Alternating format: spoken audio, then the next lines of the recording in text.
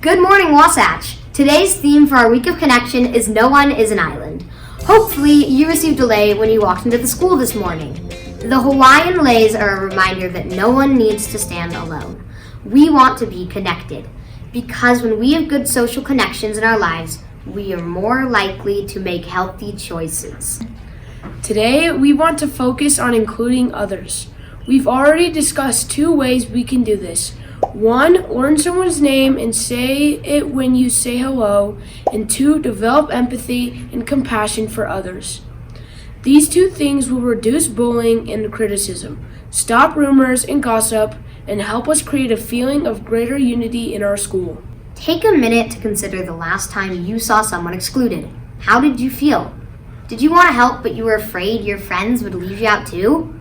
Think about a time when you felt excluded. How did you feel? We've all been there, and it can be so hurtful. Exclusion leads to intense feelings of loneliness. Unfortunately, loneliness is on the rise. Norina Hertz, a professor and economist, has been studying loneliness for the last decade. And guess which generation is the loneliest? Ours, Gen Z. She says that it is largely because social media is like loneliness on steroids. It's interesting. Sometimes we can be in a big crowd of people or hanging out at someone's house and still feel lonely. Other times we can be sitting outside on a swing all alone but not feel lonely. The root of loneliness is a feeling that we don't belong.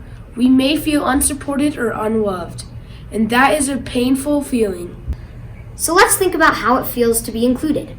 How do you feel when you're invited into a conversation, someone introduces themselves, acknowledges you, or asks you to come with them after school on Friday? One time, someone invited me to go bouldering with them. I felt very included and happy that I had more friends on my rock climbing team than I expected. Sociologists are noticing that in the last decade, we've shifted away from a we mentality to more of a me mentality. This all about me society, where we feel like we have to look out for ourselves because no one else will, is a pretty lonely place. It's time to see ourselves as collaborators instead of competitors, as givers instead of takers. We want to share with you 2 ways we can improve the feeling of inclusion at Wasatch Junior. First, look around, notice someone who could use a friend, or find a person you'd like to become better friends with. Invite them to join you to do something like eat lunch with you, hang out on the weekend, or join your conversation. Have courage, you can do it. Second, if you are feeling excluded or overlooked, don't stop trying.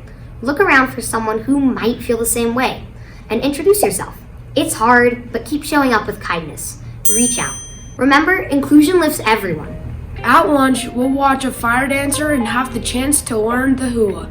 Help us get everyone up dancing. That will be our inclusion goal for the day. Tomorrow, be sure to wear red.